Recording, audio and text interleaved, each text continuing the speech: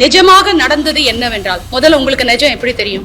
என் வாயிலிருந்து ஒரு விஷயம் வராம இதுதான் நடந்தது அதுதான் நடந்ததுன்னு எப்படி நீங்க எந்த பேசிஸ்ல உறுதிப்படுத்தி ஒரு நியூஸ வெளியிடுறீங்க? 4 செவுத்துக்குள்ள ஒரு வீட்டுக்குள்ள 4 செவுத்துக்குள்ள ஒரு பெட்ரூம்குள்ள எனக்கும் என் கணவருக்கும் நடக்கிற நல்லது கெட்டது எப்படி எந்த உறுதியில நீங்க வந்துட்டு இதுதான் நடந்துச்சுன்னு சொல்லி எப்படி பேசுறீங்க? என்ன மாத்திரம் இல்ல, இந்த மாதிரி பல பெண்களை, அதுவும் பெண்களா இருந்தா செலிபிரிட்டின்னு பேசுறதுக்கே உங்களுக்கு பயங்கரமா பேச்சு வருது ஒருத்தர் பத்தியும். ஒரு மீடியா பர்சன் எனக்கு ஒருத்தர் கூட நீங்க யாருமே ஏன் போன் பண்ணல? கல்பனா மேடம் நீங்க பண்ணிக்கிட்டீங்கன்னு வெளியில பேசிக்கிறாங்க, உண்மையா?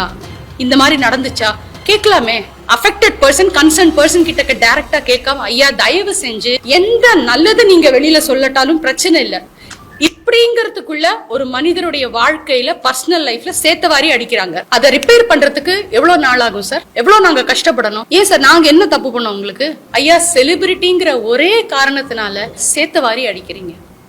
ஏன் இந்த மாதிரி தப்பான நியூஸ் ஸ்ப்ரெட் பண்றீங்க? காதுல கேட்க முடியாத விஷயங்கள்லாம் இந்த நாட்டுல நடந்துட்டு இருக்கு. உங்களுக்கு அதை பத்தி எல்லாம் கவலை இல்லையா? ஐயா செலிபிரிட்டிங்கிற ஒரே காரணத்தினால சேத்தவாரி அடிக்கிறீங்க.